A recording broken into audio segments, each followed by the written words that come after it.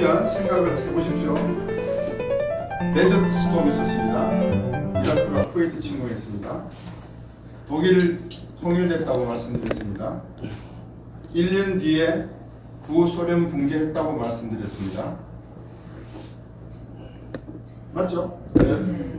이게 역사적인 사실이에요. 제가 지어낸 게 아니고 역사적인 사실이라고요.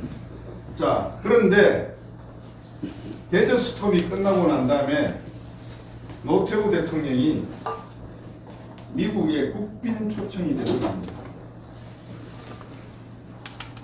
기억하십니까? 못하시죠? 왜 국빈 초청을 받아가셨느냐? 우리가 이라크 전쟁에 군대 파견했습니까? 안 했습니까? 했어. 자기 전부대. 그러니까 나중에 태극기 운동을 하시더라도 이런 역사적 그 백을 쫙 뚫고 가서 하십시오. 그냥 막 이러면은 안 됩니다. 네. 우리나라가 파병했습니다. 군 수송기 세대 보냈다. 군 수송기 세대가 노태우 정부 때 세대가 쿠웨이트 공항에 딱 착륙하는 순간 전쟁 끝. 그래서 미국 대통령 부시가 우리나라 같으면 그 국빈 초청 안 할 겁니다. 전마도 눈치 보다가 한 달 동안 게임만 하다가 딱 보냈는데 종전 생생만 냈네 이럴 건데 이 부시 대통령이 국빈 초청을 합니다. 베트남 전쟁에서의 그런 동맹 관계도 신뢰 관계를 알기 때문에 초청을 했는데 자 그러면 대통령이 국빈 초청되면 기업인들 따라갑니까 안 갑니까? 따라갑니다. 1990년에 요거는 정치 외교적인 거고요. 산업적인 측면에서는 어떤 일이 있었습니까? 무슨 시대가 열렸습니까? 1990년. 예, PC 시대가 열렸죠. 퍼스널 컴퓨터 시대가 열렸죠. 요 배경에는 방금 말씀하신 인터넷이 나오기 시작합니다.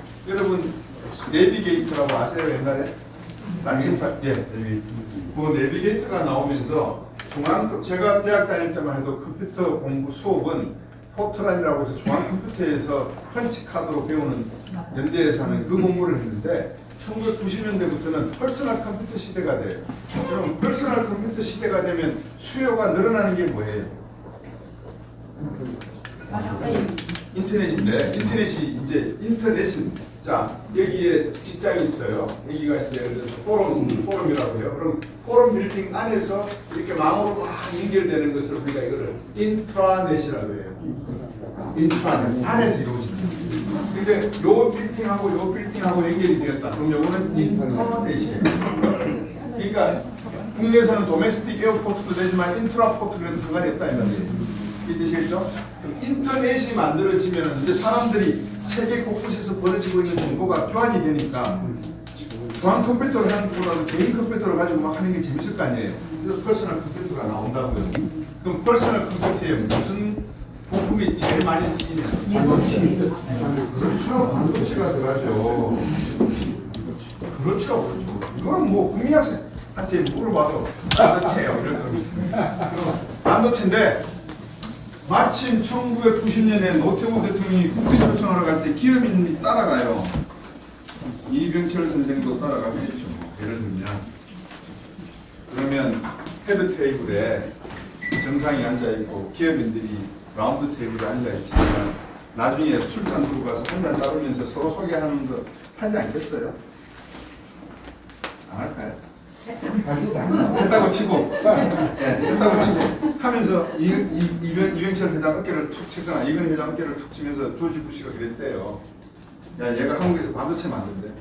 옆에 앉아있던 애들이 슐레페카드, IBM 이런 애들이 회장들이. 그 말은 뭐예요?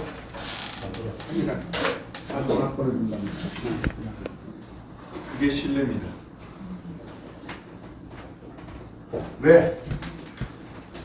왜 신뢰인지 아시겠어요? 아마 부시 대통령인데 이게 어떤 신뢰를 표명하는지 모르고 했을 거예요. 근데 저는 이거를 딱 보는 순간에 미국은 절대 한국을 놓칠 수가 없구나. 그걸 제가 놓을 수가 없구나. 그걸 느꼈어요. 왜 그럴까요? 군 계통에 계셨으니까 이해하실 것 같은데 반도체를 한국과 사줘라 하는 순간부터 대한민국과 미국은 결혼 반지 딱 끼운 거예요. 왜 그런지 아세요? 한번 상상력을 발휘해서 말씀해 보십시오.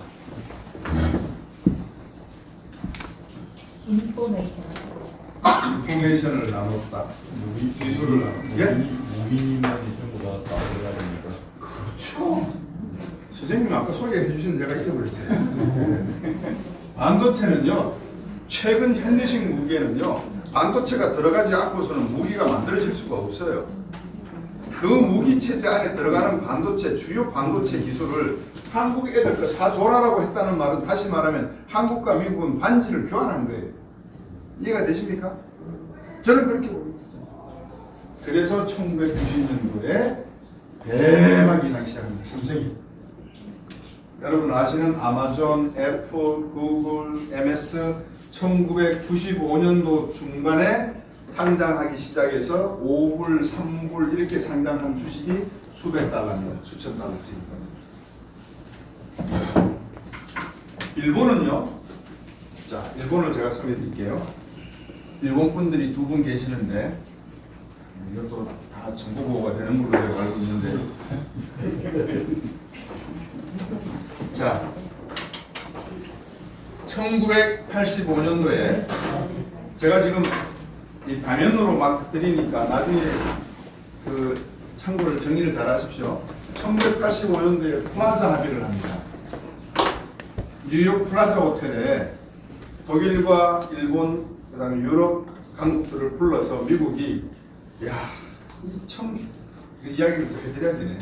2차 세계대전이 딱 끝나고 난 다음에 세계 질서가 새롭게 만들어지는데 부흥도 해야 되겠고 전쟁도 하지 않아야 되겠고 이제 통화정책도 새로운 기존 통화를 만들어야 되겠고 해서 부흥하자, 이제 싸우지 말고 부흥하자, 유엔이 만들어집니다. 부흥하자. 그거는 IBRD가 만들어져, 은행이 만들어집니다. 개발은행. 전쟁하지 말고 이제 대화하자, 유엔이 만들어집니다. 앞으로 통화 가지고 하자. 이게 브레튼 우드 체제입니다. 브레튼 우드 체제는 뭐냐? 유해프셔 브레튼 우드라고 하는 리조트에 가서 승전국이 앞으로 기술통화로 할까? 이렇게 하지. 그럼 이런시에 $2 $35로 박아놓고 거래하자. 이렇게 하는 거예요. 이게 고정환율 체제, 금본위제. 이게 브레튼 우드 체제예요. 근데 이게 71년도에 깨집니다. 닉슨 대통령. 왜? 베트남 전쟁한다, 마샬 플랜 한다. 미국이 계속해서 돈을 써야 되는 거예요. 그럼 돈을 많이 쓰면 미국 달러와 가치가 있어요, 없어요? 돈을 많이 쓰면 달러와 가치가 있어요, 없어요? 없죠.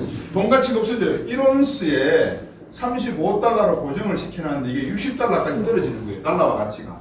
그러니까 미국 닉슨 대통령이 가만히 있고 있는데 갑자기 프랑스에서 2천억 달러 외환 보유고를 들고 와서 야, 이 금으로 바꿔줘 이래버린 거예요.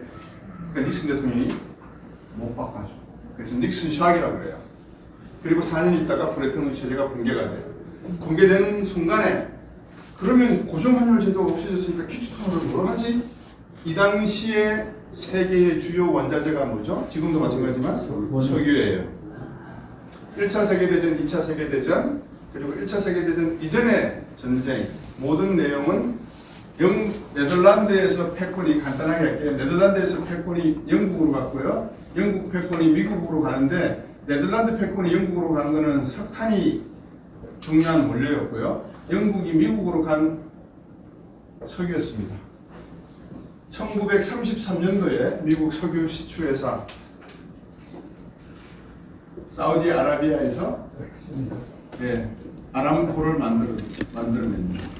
사우디아라비아하고 아메리칸 코퍼레이션이 석유 시추를 하기 시작합니다. 이게 1934년입니다.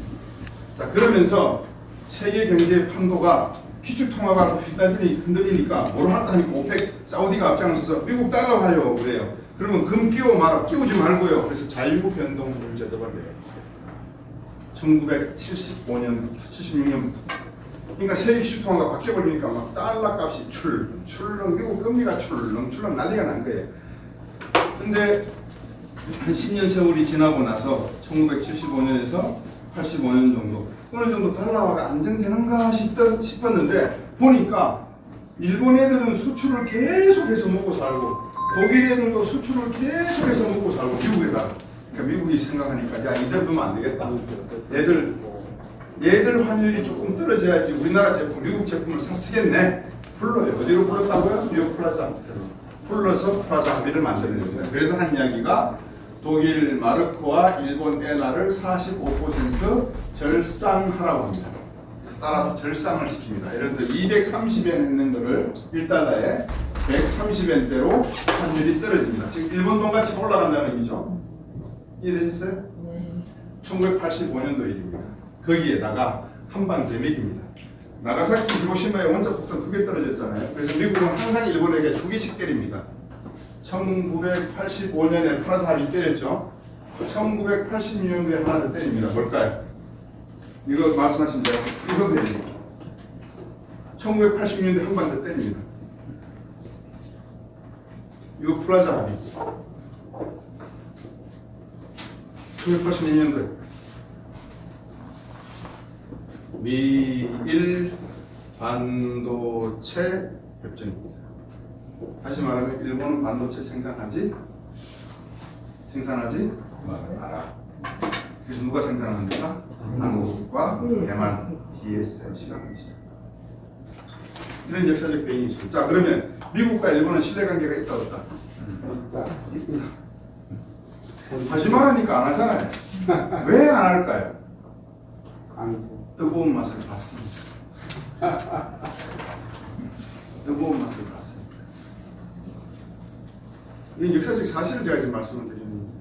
그래서 일본은 반도체에 손을 놓게 됩니다. 라고 생각하시면 또 오해입니다. 왜?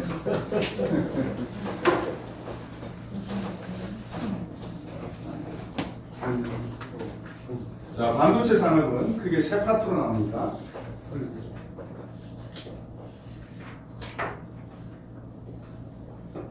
소품, 소재, 부품, 장비, 그 다음에 제조, 그 다음에 패키징. 이렇게 세 파트로 나옵니다. 한국이 가지고 있는 두 파트입니다. 제조입니다. 제조. 한국은 패키징과 소재 부품이 없습니다.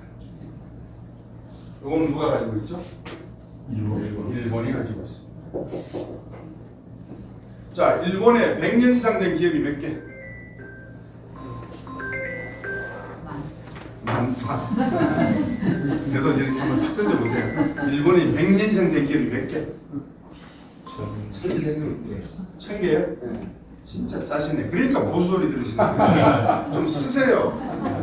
진보 쪽 애들은 돈을 못 벌으니까 돈 벌라고 난리인데 보수분들은 돈이 서러우니까 신경도 안 쓰고 그냥 요만해요. 새가슴이 돼가지고 짠 게 이래요. 일본이 근대화가 언제부터 됐는데 일본의 혁명을 한번 생각을 해보세요. 메이지 유신 이전부터 해서 사무라이 시대의 그 하급 무사들이 일으켰던 개혁과 혁명의 시대를 생각해 보시면 일본이 산업화가 얼마가 되었는데 일본이 저 신사유람단 보는데 몇 년이에요? 뒤에서 왔어요. 미국과 유럽의 신사유람단 보냈잖아요. 거기 또 일본도 들어가 있었잖아요. 몇 년도예요? 1850년 1872년 정도로 기억하고 있습니다. 그러면 지금이 몇 년이죠? 2023년. 이거 몇 년이에요? 1, 3 빼면 5, 9, 151년이 지났네요.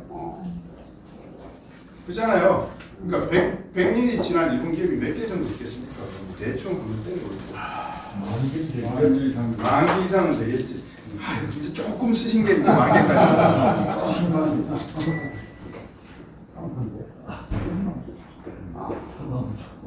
야, 우리나라는 100년 이상 된 기업이 몇 개?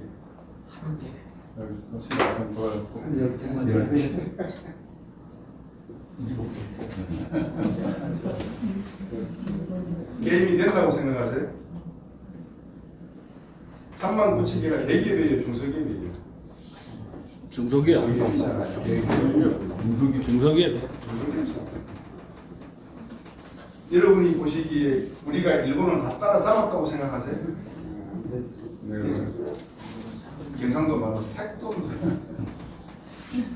근데 언론에서 뭐 일본은 다 따라잡았니, 소니가 망했니, 어쩌니 이런 얘기를 많이 해줍니다. 그런 건 아니에요. 설사 우리가 일본을 넘어섰다 하더라도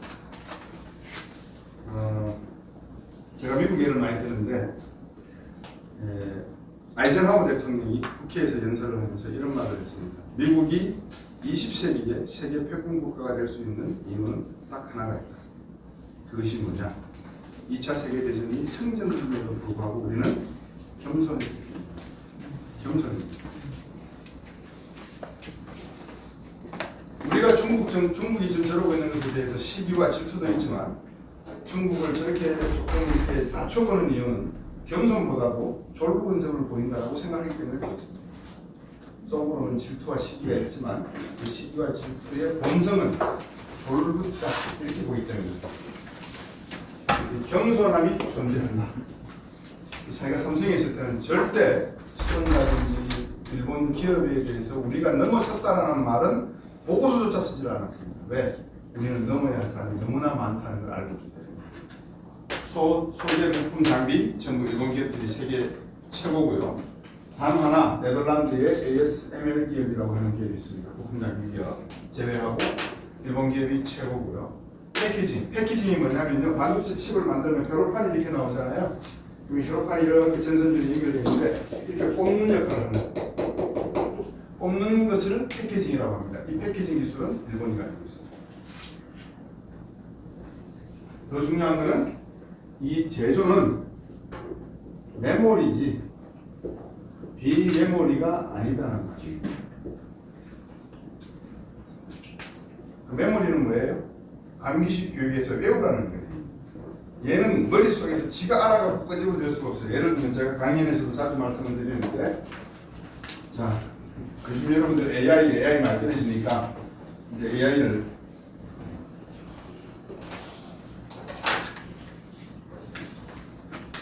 전기자동차 타고 계세요 혹시? 전기자동차 가지고 계세요? 안 타고 계세요? 내연기관 타시는 분. 이게 전기자동차의 배터리의 팩 모양입니다. 양극, 음극 이렇게 연결되어 있습니다. 그러면 독일에서 생산된 케이블이 양극과 음극을 쫙 연결하고 독일에서 생산된 케이블이 양극과 음극을 연결해서 요 연결된 가느다란 두께가 한 0.1mm 되는 두께의 전선이 요 박스에 들어옵니다. 이 박스가 뭘 하냐면은 1번 통, 2번 통, 3번 통, 200번 통이 있는데 전압이 각 통에서 골고루 올라올까요? 들쭉날쭉 올라올까요? 들쭉날쭉 올라오게 되면은 불안해요? 안정적이에요? 불안하면 화재나죠? 그러면 그거를 사람이 컨트롤해야 돼요? 아니면 기계가 자동적으로 컨트롤할 수 있어요? 기계가 해야 되죠. 그 기계를 우리가 뭐라고 불러요? 컴퓨터에서 뭐라고 불러요? 중앙 제어 장치라고 불러요. 이게 비메모리 반도체잖아요. 이게 요 안에 들어가 있습니다. 그래서 그 이름하여 배터리 매니지먼트 시스템이에요. 그러면 이게 AI입니다. 이 AI는 데이터에 입력되어 있는 것을 끄집어내어서 내가 관리하고 판단해서 이렇게 해 저렇게 할 수 있는 명령을 내릴 수 있는 반도체입니다. 대한민국이 생산한다 안 못한다? 이 기술은 안 줬어요. 죄송합니다. 우리가 KF-21을 생산하지만 무슨 기술이 없어요 지금. 엔진 기술이 없잖아요. 핵심 제가 그랬잖아요. 반지를 껴줬다 그랬잖아요. 반도체까지 준 것만 해도 반지 끼워준 거예요. 약혼 반지, 결혼 반지가 아니고. 그럼 이걸 결혼 반지로 바꾸려 그러면 그동안에 더 많은 신뢰, 알아가는 과정이 필요하겠죠, 그죠? 알아가는 과정이 필요한데 사랑은 더 해야 돼요. 더 다퉈야 돼요. 실패는 성공의 어머니인 것처럼 전쟁과 다툼은 행복한 결혼 생활에 필요 충분히 조건이에요. 제가 볼 때는. 그래서 미국과 한국이 싸우기도 하고 어르기도 하고 뭐 어떤 음모론적으로 모든 이야기가 나오는 저는 타당하다고 봐요. 그럴 수 있다. 네, 더 싸워야 된다. 더 다퉈야 되는데 궁극적으로 양국은 원수가 되는 것이 아니라 결혼할 사이라는 것만 이해를 해라 하는 것이죠. 자, 그러면 이 AI가 나옵니다. 이게 비메모리 반도체예요. 그러면 이 기술을 미국이 엔비디아라든지 마이크론이라든지 인텔이 설계 기술을 가지고 있는데 이 기술을 신뢰 있는 국가에게 줄까요? 신뢰가 없는 국가에게 줄까요? 당연히 신뢰 있는 국가에게 줘야죠. 왜? 우리가 무기를 저는 잘 모릅니다. 혹시 제가 틀리면 정정해 주세요. K9 자주포를 폴란드에 수출했다. 그 안에 들어가 있는 모든 국가 기밀에 속하는 전자장비를 다 포함해서 폴란드에 수출했다. 그 말은 한국은 폴란드는 한국을 뭐 한다? 무슨 신뢰를 한다는 거예요? 무한신뢰. 어떤 무한 신뢰를 말하는 거예요? 침범하지 않았다. 그건 침범은 안 되죠. 무슨 신뢰예요? 우리가 가지고 독자적으로 개발한 핵심 자주포 기술을 적에게, 북한에게 내돌리지 않을 것이라고 하는 신뢰가 존재해요. 안 그렇습니까? 네. 그러면 신뢰라는 개념 속에서 그런 의미에서 상업으로 넘어왔을 때, 이건 군사 쪽이고 상업으로 넘어왔을 때 AI에 관련된 기술을 미국이 주려고 할 때 신뢰 있는 국가, 즉 내가 이 기술을 주면 지적재산권을 철저하게 지키고 특허권을 철저하게 지켜서 절대 비밀을 누출하지 않을 국가와 기업에게 주지, 흐름득하게 관리해서 다 이놈처럼 와서 도둑질 다 해가도록 하는 국가에게는 줄 가능성이 없다. 그러면 그 후보군 중에 1번 일본, 2번 한국, 3번 대만, 4번 중국. 근데 재밌게 이 두 나라는 전쟁 위협이 있어요. 이 두 나라에서 전쟁이 나버리면 말짱도 없는 거예요. 그리고 지금까지 해왔는 걸 보니까 얘들은 한번 된통 당해가지고 뭐라 그러면 막 울울 떨면서 시킨 대로 다 해. 브라자 그랬고 일반체 정도 그렇고 시킨 대로 다 해왔어요. 한 번도 이런 적이 없어요. 근데 얘는 가끔가다 꼬장을 좀 부리면 다 해요. 얘는 아무 생각이 없어요. 보니까. 그러면 미국이 누구한테 기술을 줄까요? AI 기술을? 당연히 여기다 주죠. 그럼 우리는 어떻게 해야 될까요? 그렇죠. 얘들하고도 친해야죠. 미국이 원하는 게 뭐예요? 얘들하고 친해라. 중요해. 얘들하고 친하다는 거 중요해. 한일 외교가 왜 중요한지 이해하시겠죠? 제가 해석하는 겁니다. 먹고 아니 잠시만요. 제 생각입니다. 대한민국의 뭐 군을 이야기하고 외교를 이야기하고 뭐 다 좋은데요. 이거는 핵심이 아닙니다. 뭘 먹고 살 건데? 짜장면 먹을 거야, 스테이크 쓸 거야, 돈가스 먹을 거야, 잔치국수 먹을 거야. 네 먹고 싶은 거 골라서 먹고 싶을 거야. 내 먹고 싶은 거 골라서 먹고 싶어. 그럼 어떻게 해야 되는데? 이렇게 해봐. 저 같은 사람도 미국에서 공부하고 왔습니다. 왜? 열심히 미국 교과서를 달달달 배우고 시험도 보고 해서 미국이 쓴 경제학 이론을 가지고 대한민국에 가서 학생도 가르치고 여러분 앞에 강의도 하고 있습니다. 왜? 미국이 만들어 놓은 오퍼레이션 시스템 안에 제가 배운 그 오퍼레이션 시스템을 한국 산업과 한국 경제에 전달을 해야지만 국제 질서의 흐름을 순환을 원활하게 할 수 있는 방법이 존재하기 때문에 여기서 저 브라질에서 제가 좌파 신학 경제학을 배워봤다. 비주류 경제학을 배워봤다. 한국에 와서 적용하면 됩니까? 안 됩니까? 안 됩니다. 자, 그러면 이것을 선이라고 할 것이냐 악이라고 할 것이냐, 비열하다고 할 것이냐 애국적이라고 할 것이냐, 진보적이라고 할 것이냐 보수적이라고 할 것이냐, 양일도 양단하지 마시라는 거. 다르게 해석해 줘라. 아, 저 사람은 저렇게 생각하는구나. 그러면 내가 저 사람을 어떻게 설득을 해서 한일 관계가 왜 중요한지, 먹고 사는 문제가 해결되고 나면 그 다음부터 국민들은 뭘 원합니까? 온돌 데우고 누워서 자기를 원하지 않습니까? 사람들이 그거 원하는 거 아닙니까? 배 부르고 난 다음부터 자야죠. 일하실래? 자야죠. 박정희 대통령이 그거를 못 읽은 겁니다. 무엇을 못 읽었다고요? 시대가 변했다. 시대는 변합니다. 변하지 않는 것은 없습니다. 불교에서도 나온다는 겁니다. 시대가 변화를 적절하게 읽어내서 그 시대에 맞는 변화의 핵심 과제를 끄집어내고 그걸 국민들에게 리더로서의 책임감을 가지고 이렇게 가야지만 될 것 같습니다라고 설득할 수 있는 사람이 리더입니다. 그 리더가 그 뜻을 알고 직관과 비전을 가지고 제시를 해서 국민을 한 길로 이끌어주면 Thank you very much. 근데 그걸 모르고 가더라도 그 방향으로 가는 것만 해도 지금은 Thank you, I appreciate. 근데 그거를 놓고 낫다리 안다리 덜 배지기 막 하려고 한다. 이거는 제가 볼 때는 뭔가 잘못된 부분이 있다. 제가 옳다는 게 아닙니다. 제가 옳다는 게 왜? 여러분 2022년 통계입니다. 통계청 통계입니다. 제가 만든 통계 아닙니다. 2022년 통계에 정년 60세에 은퇴하는 사람이 전체 근로자의 몇 퍼센트 같습니까? 정년 60세에 은퇴하는 사람이 100명 중에 몇 사람이 정년 60세 딱 채우고 은퇴할 것 같습니다. 2022년 통계입니다. 30%요?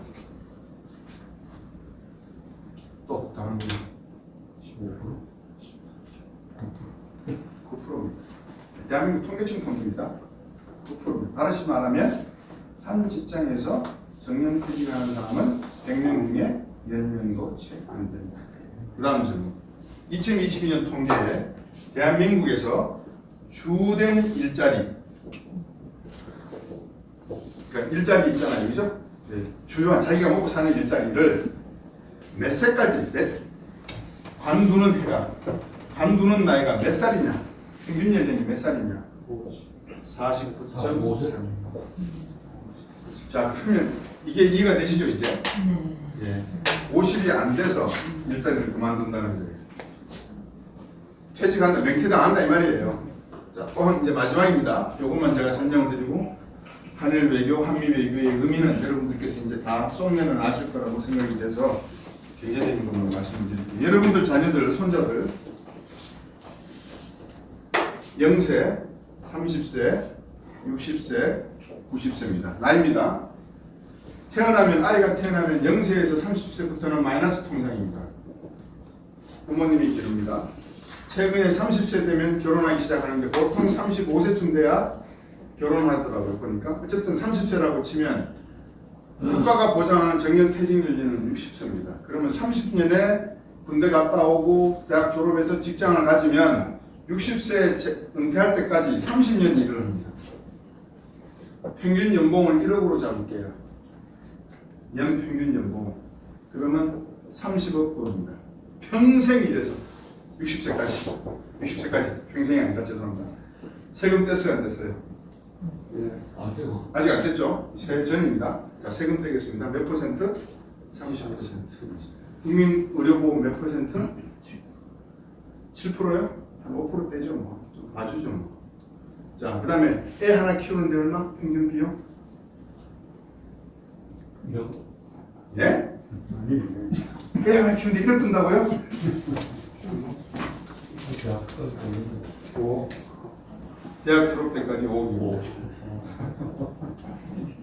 집값 평균, 서울 집값 평균 10억. 7억입니다. 자, 그러면 30% 뗍니다. 30억에 30%면 얼마입니까? 9억. 그러면 21억 남죠. 그러면 5% 뗍니다. 1억 5천 뗍니다. 그러면 20억 남죠. 19억 5천만 원 남습니다. 아직 외식, 여행, 취미활동 하나도 안 했습니다. 집값하고 자녀 하나 교육비 12억입니다. 그러면 8억에서 9억 남습니다. 자, 그럼 이 사람은 60세에 은퇴하는 나이가 되면 자녀가 결혼했어요, 안 했어요? 안 했어요. 결혼하지 않은 미혼이 자녀 한 명하고 집 하나 하고 현금 아직 8억 9억은 아무것도 안 먹은 겁니다. 해외여행 아무개도 안 한 겁니다. 부모님한테 용돈 1,000원도 안 준 겁니다. 그러면 대충 해서 저도 양심적으로 한 60%를 까자고요. 여기서. 한 5억 남겠네. 30년을 살아야 되니까. 5억. 그러면 5억 정도 남겠죠, 그죠? 5억. 예, 5억. 그러면 자녀 하나, 집 하나, 현금 5억. 근데 몇 년을 더 살아야 된다고요? 90세. 30년을 더 살아야 돼요. 그러면 이 사람은 어떻게 아까 저희 49.3세가 은퇴하는 나이고 9%가 60세에 은퇴한다. 그러면 지금 이거는 극히 교과서적인 제가 지금 소득을 말씀드리는 거예요. 이름에도 불구하고 국가가 경제 발전을 등한시하고 국가가 미래 성장과 먹거리를 등한시하고 민주주의와 자유를 외쳐야 되는 자유. 자유란 정치학적으로나 논리학적으로 말씀해 주실 수 있는 자유란 가만히 계십니다. 미일의 자유론을 프랑스 혁명 당시에 소위 리버럴리스트라고 하는 이 자유 진보주의자의 깃발은 아까 노란색이라고 말씀드렸습니다. 프랑스가 말하는 그 자유와 소위 그 뉴욕에 보면 리버티 자유의 신성이 있잖아요. 그 자유와 미국의 자유는 같다 틀리다. 틀립니다. 어떻게 틀리죠? 미국의 자유는 네 가지 자유가 있습니다. 프랑스의 자유는 빵의 자유입니다. 장발장에 나오는 르미제러블에 나오는 장발장의 빵이 자유된다. 다시 말하면 길거리를 걷는데 옆집에서 상점에서 찐빵을 찌는 구수한 냄새가 올라오는데 그거를 사 먹을 수 있는 돈이 없는 거예요. 네? 그럼 뭘 해야 돼요? 범죄를 저질러야 되잖아요. 그래서 감옥 가잖아요. 인간이 가장 누려야 될 기본권에 대한 그 프리덤, 리버라는 말씀. 그걸 자유라고 해요. 빵의 자유. 근데 미국 자유는 틀려요. 프랭클린 루스벨트 대통령이 1941년도에 교도연서에서 말합니다. 첫 번째, 종교의 자유. 두 번째, 언론의 자유. 세 번째, 공포로부터의 자유. 일본 애들이 진주만 때렸잖아요. 여기서 말하는 공포라는 거예요. 전쟁. 네 번째 자유, 빈곤으로부터의 자유. 요 네 번째 자유가 또 자유예요. 이게 미국이 말하는 자유예요. 제가 만약에 기자라 그러면 대통령이 얘기해 줄 거예요. 대통령이 말씀하신 자유는 어떤 자유예요? 자유가 자유입니다. 그러면 그거를 질문 끝내면 돼요. 아, 저분은 더 이상 모르는구나. 참 설명하기가 힘들구나. 옛날에 모 정치인이 새 정치를 해서 생치가 뭐죠? 저는 새정치가 새정치라고 생각합니다. 이런 말 하듯이 그런 형태가 되는 거예요. 자, 그러면 제가 지금 방금 말씀드린 이 앞으로 30년 더, 한 가지 더, 국민연금. 국민연금 만들 때요, 명목 소득을 얼마까지 보전해 준다고 그런 약속한지 아세요? 여러분이 은퇴를 하면 여러분이 받게 되는 국민연금 소득은 여러분이 일할 때 받던 소득의 몇 % 보장해 준다고 했어요. 이걸 기억하는 분들이 아무도 없으니까 정부가 국민을 속이고 기망하죠. 44%예요. 여러분이 100만 원 받았다 그러면 44만 원은 은퇴할 때 먹고 살게 주겠다 이거예요. 돈을 내면. 근데 실제로 요 44%가 지금 얼마가 될게요? 실질, 이거는 명목. 지금 얼마 될게요? 21% 돼 있습니다. 많다 많네. 그러니까 이 약속을 받은 세대가 누구예요? 1953년부터 62년 태어난 베이비 부모 1세대, 1963년부터 1973년 베이비 부모 2세대. 얘들이 왜? 얘들이 일할 때 뭐가 만들어졌어요? 국민연금이 만들어졌잖아요.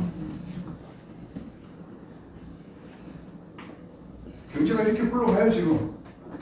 이렇게 굴러가는데 한쪽에서는 니타, 네타, 손가락질 막 해제끼고 일도 양간에서 니는 틀리고 나는 맞고 먹살 잡고 흔들고 그거 왜 가노? 뭐 왕따 당하니 혼밥 먹었잖아 너거는 하고 막 서로 난리예요.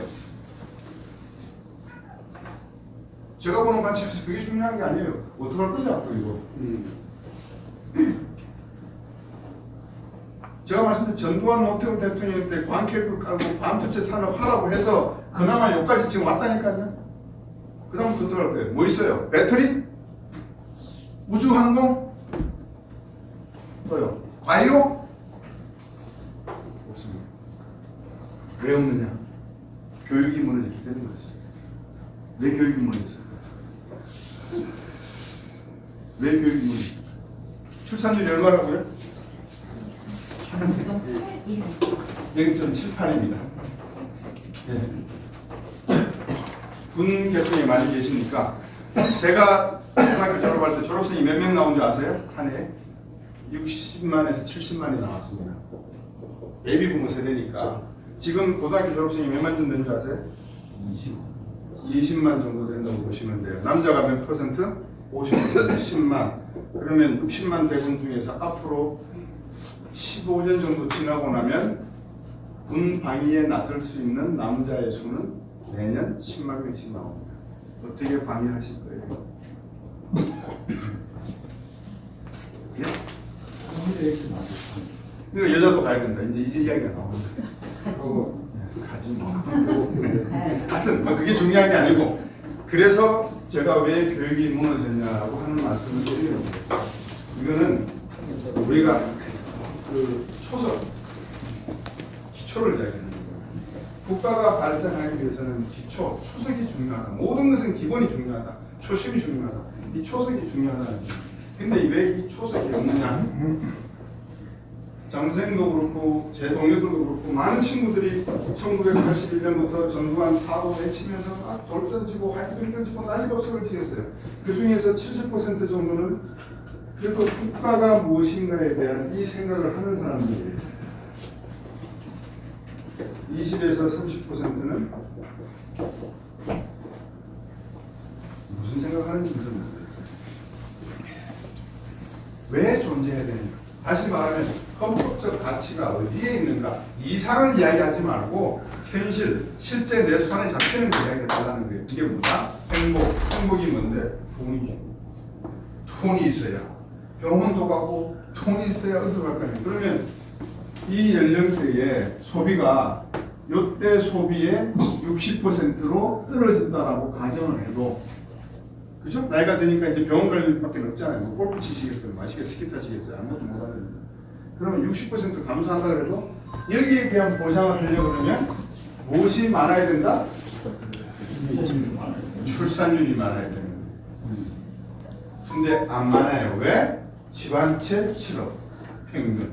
교육하는데 5억. 내 쓸 돈 없네. 왜? 이 10억 뺏기면 요 말년에 쓸 수 있는데 나는 게 무의식 속에 살아나는 거예요. 지금. 그러니까 교육이 안 되고 출산이 안 되는 게. 그 다음에 교육을 해도 애를 태어나게 해도 애들 보고 뭐라 그래요?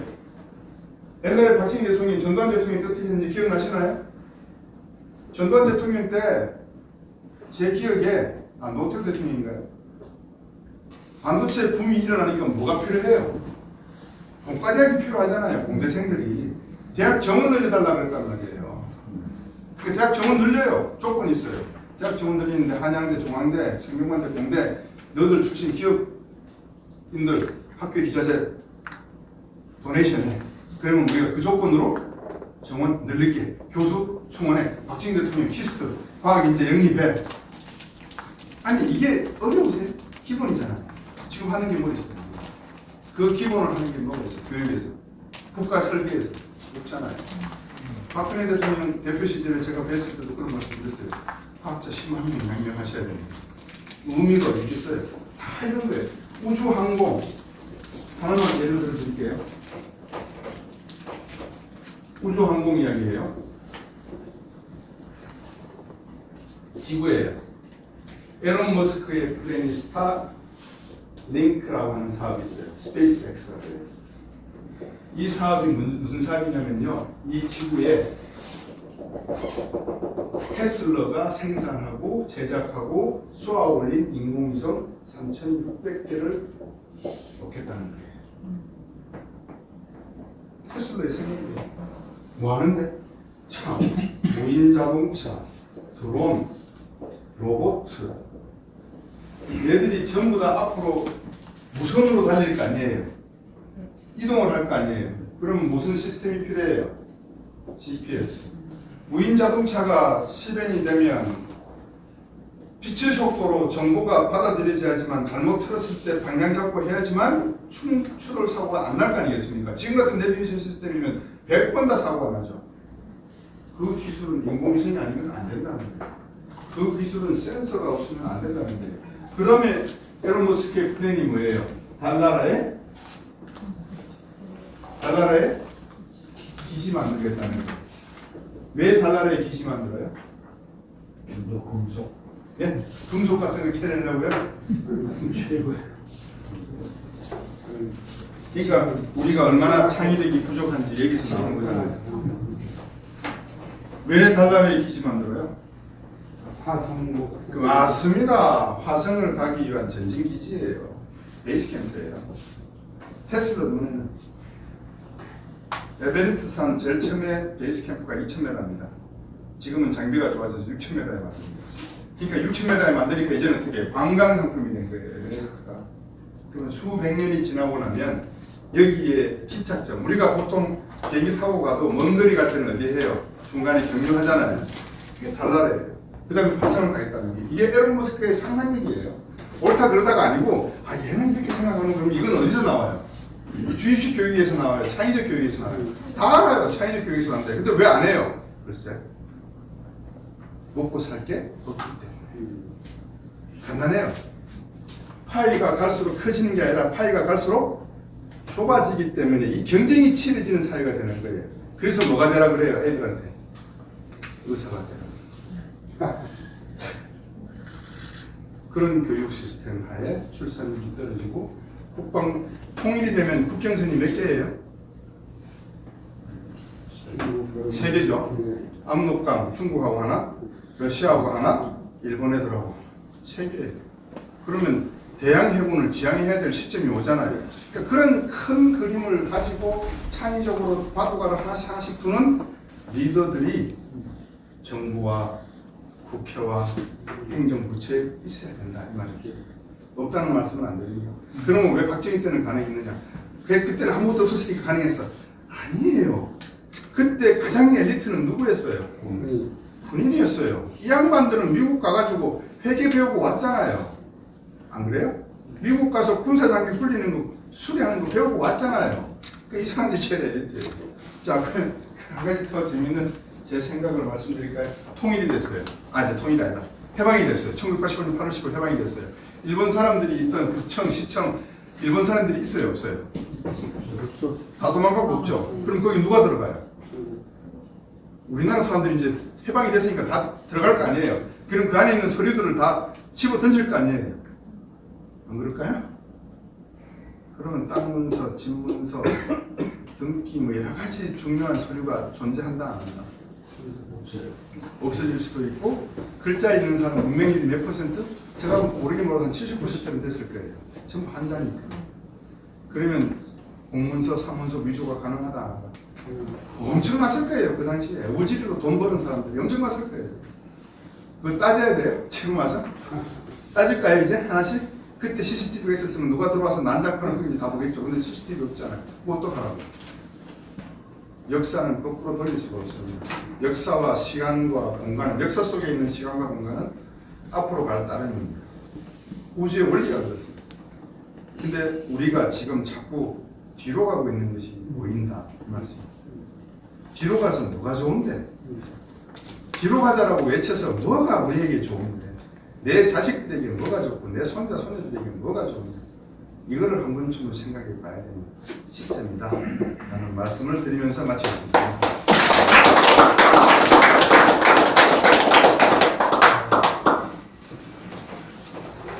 사회를 혼란화시켜서 이익을 모는 순간이 있기 때문에 이재혁이 없는 아니야 이재혁이 없는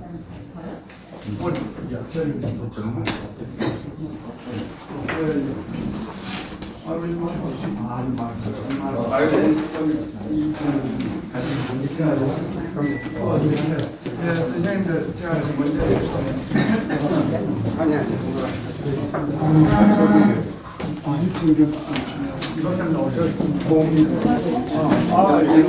강의 잘 들었습니다. 예. 제가 명함이 명함